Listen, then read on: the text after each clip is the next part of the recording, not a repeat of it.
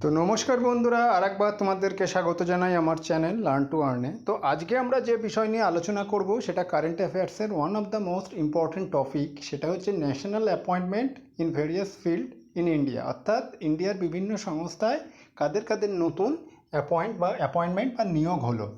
তো চলো ভিডিওটা শুরু করা যাক, এবং এখানে আমি পাশাপাশি আরও কিছু এক্সট্রা তথ্যও দিয়ে দেওয়ার চেষ্টা করেছি। ভিডিওটা প্রথম থেকে শেষ অবধি অবশ্যই দেখো, এবং ভিডিওটা যদি পছন্দ হয় তাহলে লাইক, শেয়ার এবং সাবস্ক্রাইব করতে চ্যানেলটিকে ভুলো না। তাহলে চলো এগোনো যাক। দেখো, প্রথমে আমি বলে দিই যে এখানে আমি প্রথমে যে ইম্পর্টেন্ট যে পদগুলোই নতুন নিয়োগ হয়েছে সেই ইম্পর্টেন্ট পদগুলো প্রথমে আলোচনা করছি, তারপরে আস্তে আস্তে আদার্সগুলো নিয়েও আমি আলোচনা করব। তাহলে চলো শুরু করা যাক। প্রথমে আছে কি, প্রথমে দেখো তেলেঙ্গানা হাইকোর্টের ফার্স্ট ফিমেল চিফ জাস্টিস কে হলেন। দেখো, তেলেঙ্গানা হাইকোর্টের ফার্স্ট ফিমেল চিফ জাস্টিস হলেন হিমা কোহলি। বিরাট কোহলি থেকেও তুমি এটা মনে রাখতে পারো। এখন তেলেঙ্গানা হাইকোর্ট রিলেটেড আমি আরও কিছু এক্সট্রা ডেটা এখানে প্রোভাইড করেছি। যে দেখো, তেলেঙ্গানা হাইকোর্ট হচ্ছে ভারতের 25তম বা 25 নম্বর হাইকোর্ট। তাহলে ভারতের বর্তমান হাইকোর্টের সংখ্যা কত? ভারতের বর্তমানে হাইকোর্টের সংখ্যা হচ্ছে 25। ঠিক আছে, তারপরে হচ্ছে এটার এস্টাবলিশমেন্ট কবে হয়? এটা স্থাপনা হয় তোমার 1 জানুয়ারি 2019-এ। ঠিক আছে, তারপরে হচ্ছে কি, ফার্স্ট হাইকোর্ট অফ ইন্ডিয়া। দেখো, ভারতের প্রথম হাইকোর্ট হচ্ছে ক্যালকাটা হাইকোর্ট, যার স্থাপনা হয় 1 জুলাই 1862-তে। আসলে 1862 সালে তিনখানা কোর্টের একসাথে স্থাপনা হয়। সেটা কি, প্রথম হচ্ছে ক্যালকাটা, তারপরে হচ্ছে মুম্বাই, এবং তৃতীয় হচ্ছে, প্রথমে হচ্ছে ক্যালকাটা, দ্বিতীয় মুম্বাই, এবং তৃতীয় হচ্ছে মাদ্রাস হাইকোর্ট। ক্যালকাটা হাইকোর্ট হচ্ছে 1 জুলাই 1862, মুম্বাই হাইকোর্ট হচ্ছে 14 আগস্ট 1862, আর মাদ্রাস হাইকোর্ট হচ্ছে 15 আগস্ট 1862। অর্থাৎ এক মাসের ব্যবধানে, কলকাতা হাইকোর্ট প্রতিষ্ঠা হওয়ার এক মাসের ব্যবধানেই মুম্বাই এবং মাদ্রাস এই দুই জায়গাতেও হাইকোর্টের স্থাপনা হয়। এখন এই যে হাইকোর্টটা স্থাপনা হলো, তার জন্য তো কোনো অ্যাক্টের দরকার। তাহলে সেটা কোন অ্যাক্টের মাধ্যমে এর স্থাপনা হয়? সেই অ্যাক্টটার নাম হচ্ছে, দেখো, ইন্ডিয়ান হাইকোর্ট অ্যাক্ট 1861। এটা কিন্তু অনেক সময় পরীক্ষায় দেয় যে কলকাতা হাইকোর্টের স্থাপনা কোন অ্যাক্টের মাধ্যমে হয়েছিল। সেটা হচ্ছে বাই ইন্ডিয়ান হাইকোর্ট অ্যাক্ট 1861। তারপরে কি আসে, দেখো, এখানে আমি আরও কিছু এক্সট্রা টপিকও এখানে আলোচনা করে দিয়েছি। দেখো, মাদ্রাসের নাম পাল্টে চেন্নাই হয় কত সালে? সেটা 1969-এ। এবার 1969 সালে আরও কিছু কিছু ঘটনা হয়, সেটা আমি তোমাদের এখানে মেনশন করে দিচ্ছি। সেখানে কি হয়, 1969 সালে অর্থাৎ 1969-এর 15 আগস্ট কার স্থাপনা হয়? 15 আগস্ট স্থাপনা হয় হলো ইন্ডিয়ান স্পেস রিসার্চ অর্গানাইজেশন বা ইসরোর। যার হেডকোয়ার্টার কোথায়? যার হেডকোয়ার্টার হচ্ছে ব্যাঙ্গালোর। ঠিক আছে, তারপরে 1969-এ আর একটা কী হয়, দেখো, 1969 এটা স্টেট গভর্নমেন্টের পরীক্ষায় অনেক সময় জিজ্ঞাসা করে যে 1969-এ ওয়েস্ট বেঙ্গলে লেজিসলেটিভ কাউন্সিল বা যেটাকে বলা হয় বিধান পরিষদ, সেটাকে অ্যাবলিশ করা হয়। ঠিক আছে, কিন্তু বর্তমানে 2021 সালে পশ্চিমবঙ্গ সরকার আবার লেজিসলেটিভ কাউন্সিল বা বিধান পরিষদ আনার কথা ঘোষণা করেছে, অর্থাৎ পুনরায় ফিরিয়ে আনার কথা ঘোষণা করেছে। এটা তাহলে 1969 সালে এটাকে অ্যাবলিশ করা হয়েছিল, অর্থাৎ এই লেজিসলেটিভ কাউন্সিল বা বিধান পরিষদকে, এবং 2021 সালের এই রিসেন্ট ইলেকশনের পরে সেটাকে আবার পুনরায় ফিরিয়ে আনারও প্রস্তাব দেওয়া হয়েছে। এটা কিন্তু কারেন্ট অ্যাফেয়ার্সে দিতে পারে যে বর্তমানে কোন স্টেট তাদের লেজিসলেটিভ কাউন্সিল বা বিধান পরিষদ ফিরিয়ে আনার কথা ঘোষণা করলো। তার অ্যান্সার হবে কি? তার অ্যান্সার হবে ওয়েস্ট বেঙ্গল। তারপরে দেখো, শ্রীলঙ্কার পূর্ব নাম কী ছিল? শ্রীলঙ্কার পূর্ব নাম ছিল সেলন। এখন সেলন থেকে শ্রীলঙ্কা হয় কত সালে? সেটা 1972 সালে। তারপরে কি আছে, দেখো, মাইসুর, মাইসুরু থেকে কর্ণাটকা, মাইসুরু থেকে কর্ণাটকা, তার নামটা হয় কত সালে? 1973-তে। তারপরে কি পন্ডিচেরির থেকে বর্তমানে যার নাম পুদুচ্চেরি, সেটা হয় 2006 সালে। এবং ওড়িশা থেকে বর্তমানে যেটা ওড়িশা সেটা হয় 2011 সালে। এবার ভারতে যে আমি বললাম 25খানা হাইকোর্ট আছে টোটাল, 25খানা হাইকোর্ট, এর মধ্যে একটা ইম্পর্টেন্ট পার্ট হচ্ছে যে নর্থ ইস্ট ইন্ডিয়া, ঠিক আছে, নর্থ ইস্ট ইন্ডিয়ায় টোটাল 4টে স্টেটেই হাইকোর্ট আছে। এর মধ্যে এখানে লেখা দেখতেই পাচ্ছ যে মেঘালয়, মণিপুর এবং ত্রিপুরা, এই 3টে হাইকোর্টের স্থাপনা হয় 2013 সালে। আর সবথেকে পুরানো নর্থ ইস্টের হাইকোর্ট হচ্ছে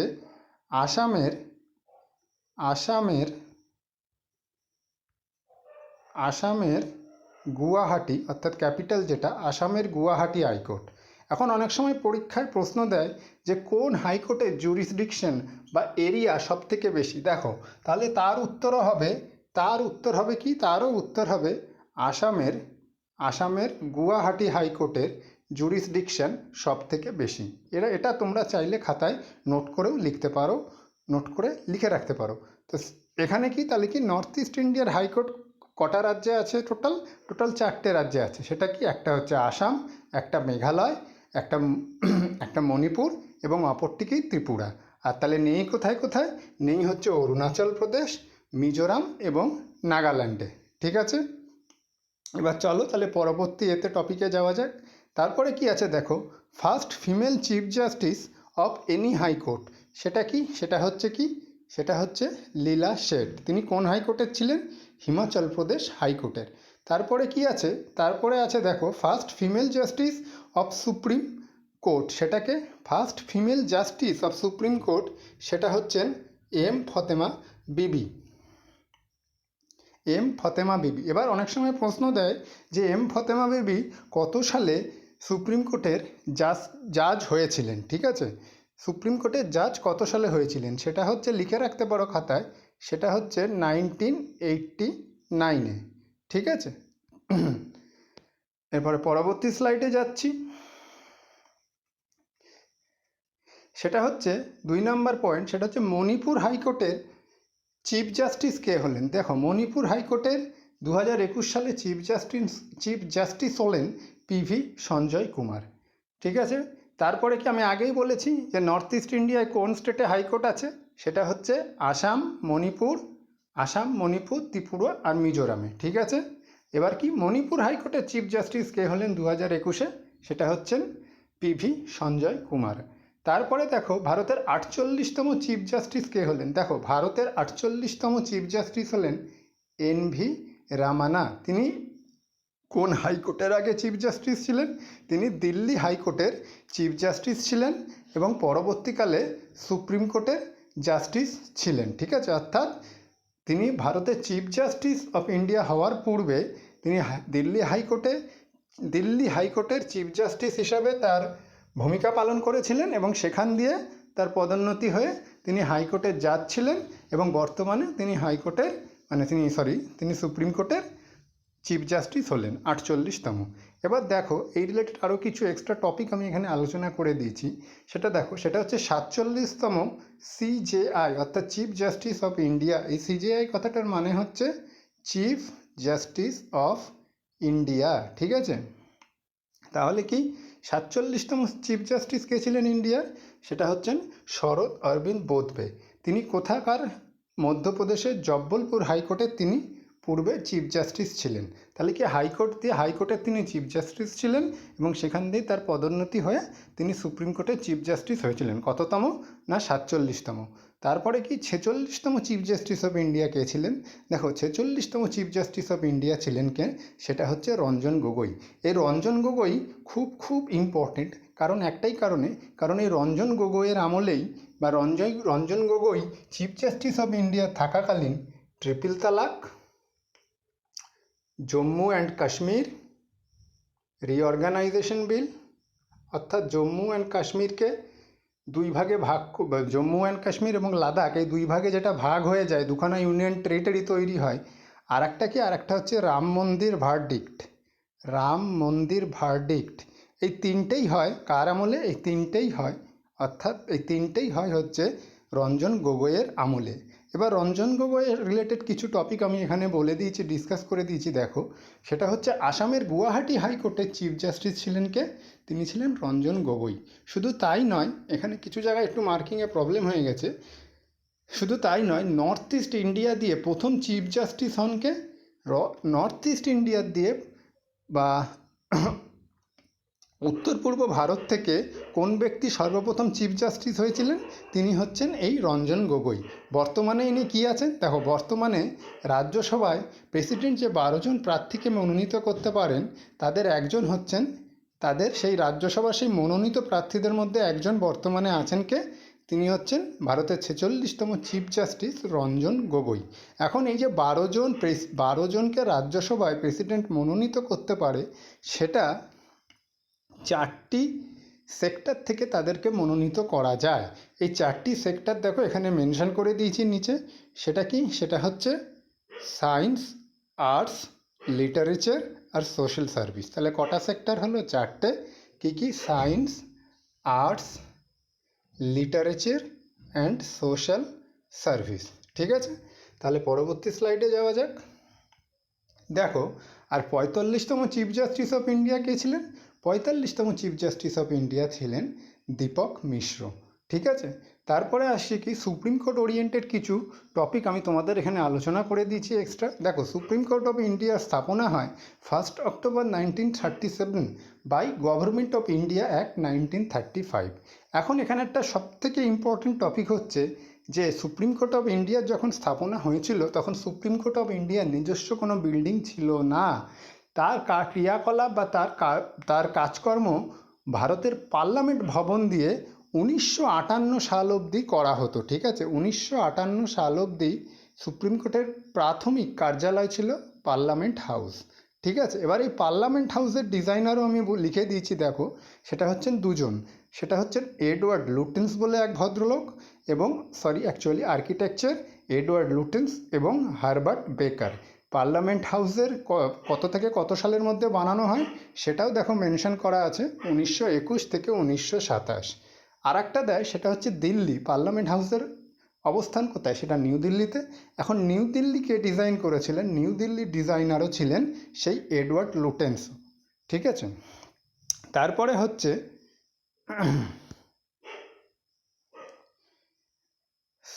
এবার দেখো, সুপ্রিম কোর্ট অফ ইন্ডিয়ার প্রথম নাম কী ছিল? সুপ্রিম কোর্ট অফ ইন্ডিয়ার প্রথম নাম ছিল federal court of India. Federal court of India. এবার এই যে ফেডারেল কোর্ট অফ ইন্ডিয়ার দিয়ে সুপ্রিম কোর্ট অফ ইন্ডিয়ার নামটা কত সালে পাল্টে যায়? দেখো, লেখা আছে 28শে জানুয়ারি 1950-তে, অর্থাৎ 26শে জানুয়ারি 1950 সালে প্রথম প্রজাতন্ত্র দিবস পালন করা হয়, অর্থাৎ রিপাবলিক ডে। এবং তার ঠিক দুদিন পর, অর্থাৎ 28শে জানুয়ারি 1950 সালে ফেডারেল কোর্ট অফ ইন্ডিয়ার নাম পাল্টে সুপ্রিম কোর্ট অফ ইন্ডিয়া হয়। এবার 1937 সালে যখন প্রথম সুপ্রিম কোর্ট অফ ইন্ডিয়া বা ফেডারেল কোর্ট অফ ইন্ডিয়া স্থাপনা হয়, তখন প্রথম চিফ জাস্টিস কে ছিলেন? তখন প্রথম চিফ জাস্টিস ছিলেন কে? মরিস গিওয়ার বলে এক ব্যক্তি। ঠিক আছে, এটাও কিন্তু অনেক সময় পরীক্ষায় দেয়। তাহলে চলো পরবর্তী স্লাইডে যাওয়া যাক। এবার দেখো, মরিস গিওয়ারের পরে প্রথম অস্থায়ী চিফ জাস্টিস কে ছিলেন? প্রথম অস্থায়ী চিফ জাস্টিস ছিলেন শ্রীনিবাস ভদ্রাচার্য। আর প্রথম ভারতীয় স্থায়ী চিফ জাস্টিস কে ছিলেন? এইচ.জে. কানিয়া। এইটা কিন্তু পরীক্ষায়, অনেক পরীক্ষায় এটা দিয়ে থাকে যে সুপ্রিম কোর্টের প্রথম ভারতীয় চিফ জাস্টিস কে ছিলেন, সেটা one and only এইচ.জে. Kania.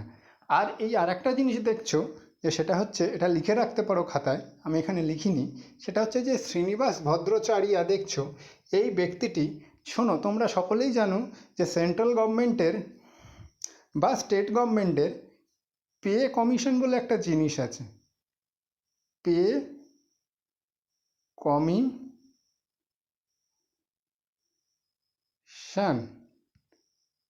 Commission বলে একটা টার্ম আছে। ঠিক আছে, যেমন বর্তমানে সেন্ট্রাল গভর্নমেন্টের 7th পে কমিশন চলছে। এই যে পে কমিশন, এই ফার্স্ট যে পে কমিশন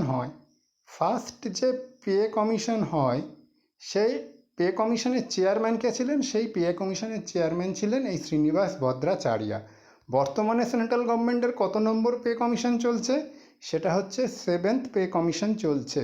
ঠিক আছে, 7th পে কমিশন চলছে। যার চেয়ারম্যান তোমরা লিখে রাখতে পারো, যার চেয়ারম্যান হলেন একে মাথুর। ঠিক আছে, একে মাথুর, MATHUR। ঠিক আছে, তাহলে এখন হচ্ছে কি, তারপরে দেখো বর্তমানে ভারতের সুপ্রিম কোর্টে টোটাল জাজের সংখ্যা কত? এটা হচ্ছে 33+1। এই 33+1 কথাটার অর্থ 33 জন জাজ আছেন এবং একজন চিফ জাস্টিস আছেন, তাহলে টোটাল মিলিয়ে হলো কত? 34 জন। তারপরে দেখো retirement age of chief justice and justice বা জাজ অফ সুপ্রিম কোর্ট, সেটা হচ্ছে কত? 65 বছর। অর্থাৎ সুপ্রিম কোর্টের চিফ জাস্টিস আর জাজ তাদের রিটায়ারমেন্ট এজ কত? 65 ইয়ার্স। আর রিটায়ারমেন্ট এজ অফ হাইকোর্ট জাজ অর্থাৎ হাইকোর্টের জাজেদের রিটায়ারমেন্ট এজ কত? সেটা কত? 62 বছর। দেখো হাইকোর্টের জাজেদের পূর্বে রিটায়ারমেন্ট এজ ছিল 60 বছর, সেটাকে 2 বছর বাড়িয়ে 62 করা হয় কততম অ্যামেন্ডমেন্ট দ্বারা? 15তম অ্যামেন্ডমেন্ট 1963, 15th অ্যামেন্ডমেন্ট 1963-তে রিটায়ারমেন্ট এজ অফ হাইকোর্ট জাজ 60 থেকে বাড়িয়ে 62 করা হয়। এটা কিন্তু লিখে রাখতে পারো, এটা কিন্তু খুব ইম্পর্টেন্ট, এই 15th অ্যামেন্ডমেন্ট 1963 দিয়ে। তারপরে কি আছে দেখো, সেটা হচ্ছে এবার যে সুপ্রিম কোর্টের জাজ নিয়োগ করেন কে? সুপ্রিম কোর্টের জাজ নিয়োগ করেন কিন্তু প্রেসিডেন্ট। সে চিফ জাস্টিস হোক বা নর্মাল জাজ হোক, এটা দুটোই নিয়োগ করেন প্রেসিডেন্ট। কিন্তু 1991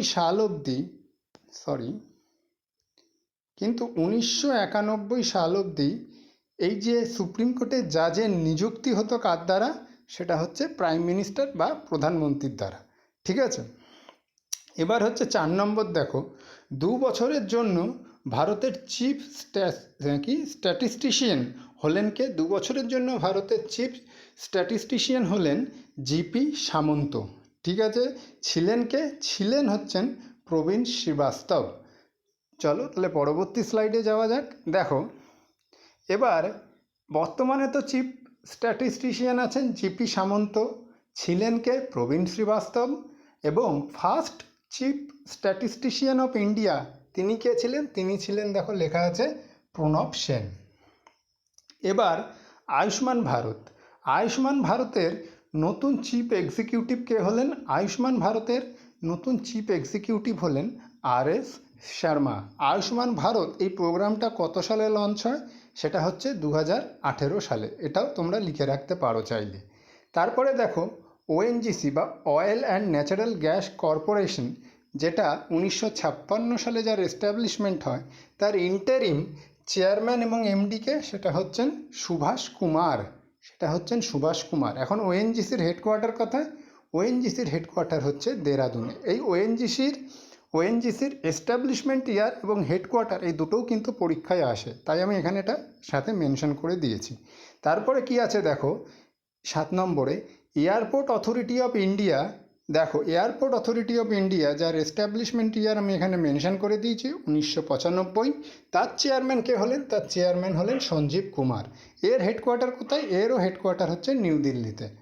এবার 8 নম্বর কি আছে দেখো, রাজ্যসভার নতুন লিডার অফ অপোজিশন কে হলেন? রাজ্যসভার নতুন লিডার অফ অপোজিশন হলেন মল্লিকার্জুন খাড়গে।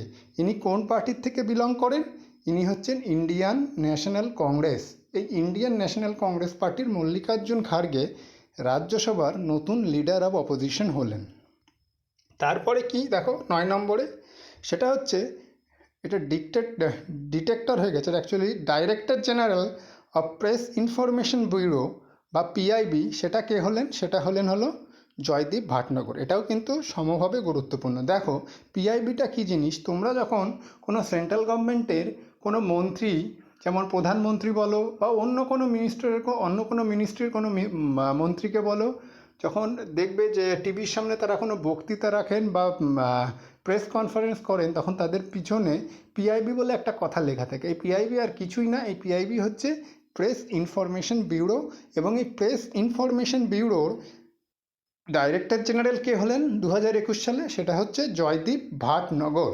তাহলে পরবর্তী স্লাইডে যাওয়া যাক। দেখো এই যে প্রেস ইনফরমেশন ব্যুরো, এটার এস্টাবলিশমেন্ট ইয়ার আমি এখানে মেনশন করে দিয়েছি, সেটা হচ্ছে 1919 সালে, 1919 সালে। এবং এটা কোন মিনিস্ট্রির আন্ডারে, সেটা হচ্ছে মিনিস্ট্রি অফ ইনফরমেশন অ্যান্ড ব্রডকাস্টিংয়ের আন্ডারে। চলো তাহলে 10 নম্বরে যাওয়া যাক। দেখো 10 নম্বরে কি আছে, লোকসভা টিভি এবং রাজ্যসভা টিভি এই দুটো আগে আলাদা আলাদা ছিল, ঠিক আছে। এবার লোকসভা টিভি আর রাজ্যসভা টিভি দুটো মার্জ বা দুটো এক হয়ে গিয়ে সংসদ টিভি নাম হয়েছে। এবং যার সিইও হলেন রবি কাপুর। এটাও কিন্তু একটা ইম্পর্টেন্ট প্রশ্ন, কারণ দুটো ইন্ডিভিজুয়ালি আর রাজ্যসভায় বা লোকসভা টিভি নেই, দুটো এক হয়ে গিয়ে এখন সংসদ টিভি হয়েছে এবং যার সিইও হলেন কে, রবি কাপুর। তারপরে 11 নম্বরে দেখো ডাইরেক্টর জেনারেল অফ ইএসআইসি, সেটা কে হলেন, মুখমিত এস ভাটিয়া। এখন ইএসআইসি কি, ইএসআইসি দেখো লেখা আছে নীলকালিতে, এমপ্লয়ি স্টেট ইন্স্যুরেন্স কর্পোরেশন। এটা 1952 সালে এটা স্থাপনা হয় এবং এটা মিনিস্ট্রি অফ লেবারের আন্ডারে। তারপরে 12 নম্বর দেখো সিডবি, SIDBI। এই সিডবির এমডি এবং সিইও কে হলেন, সিডবির এমডি এবং সিইও হলেন এস রমন। এখন সিডবির ফুল ফর্ম কি, এটা অনেক সময় প্রশ্ন দেয়, সেটা হচ্ছে small industrial development bank of India. আর একটা যেটা দুটো ইম্পর্টেন্ট প্রশ্ন, সেটা হচ্ছে সিডবির এস্টাবলিশমেন্ট ইয়ার, সেটা কত, 1990। এবং এর হেডকোয়ার্টার কোথায়, এর হেডকোয়ার্টার হচ্ছে লখনৌতে। এটা কিন্তু খুবই ইম্পর্টেন্ট যে এর হেডকোয়ার্টার কোথায়, এর হেডকোয়ার্টার হচ্ছে লখনৌতে। তারপর 13 নম্বর দেখো ন্যাসকমের প্রথম মহিলা চেয়ারম্যান কে হলেন, দেখো ন্যাসকমের প্রথম মহিলা চেয়ারম্যান হলেন রেখা মেনন। এবার দেখো লেখা আছে পাশে 1988, অর্থাৎ ন্যাসকমের এস্টাবলিশমেন্ট ইয়ার কত, 1988। এবং এর হেডকোয়ার্টার কোথায়, এর হেডকোয়ার্টার দেখো লেখা আছে নিউ দিল্লি। এখন ন্যাসকমের ফুল ফর্ম অনেক সময় জিজ্ঞাসা করে, ন্যাসকমের ফুল ফর্ম দেখো national association of software, national association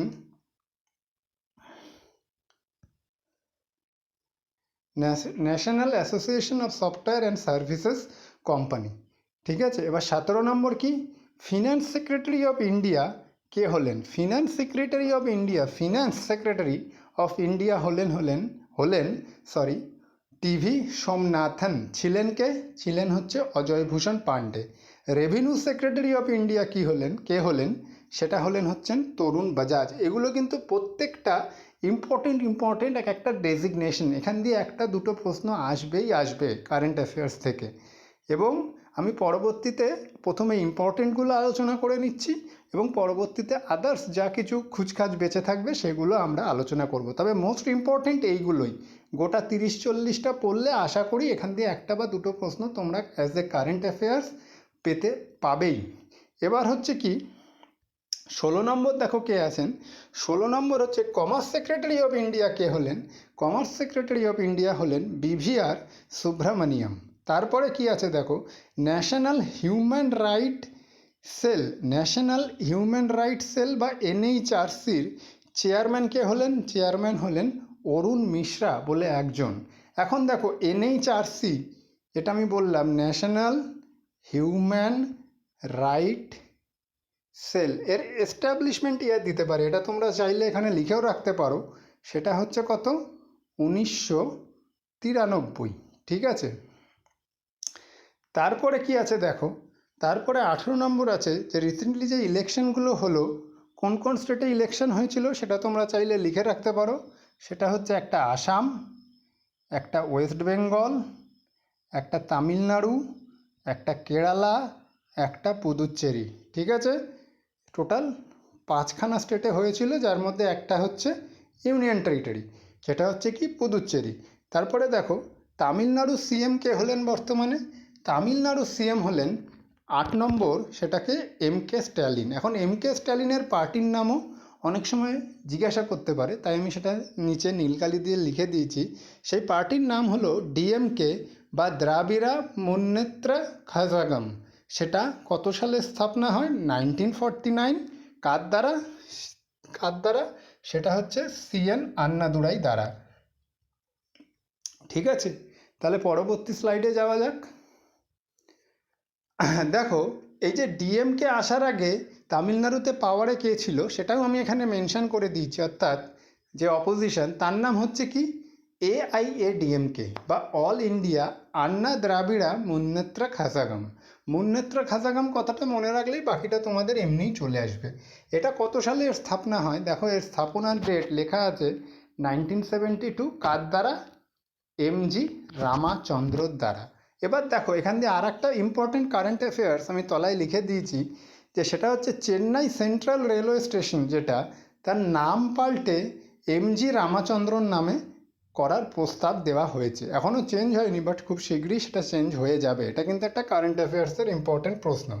তারপরে দেখো AIADMK রিলেটেড কিছু আরও এক্সট্রা টপিক আমি এখানে মেনশন করেছি। দেখো AIADMKর কিছু নেতার নাম, সেটা কি? প্রথম হচ্ছে পালানিস্বামী।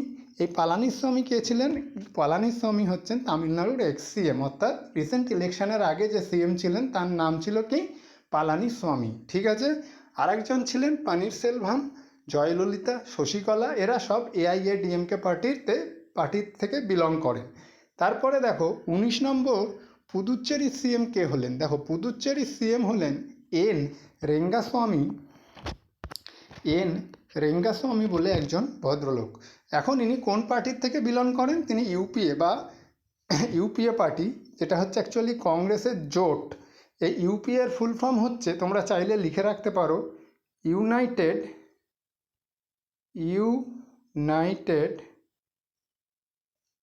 দাঁড়াও এক সেকেন্ড, চলো খেয়ে নিই।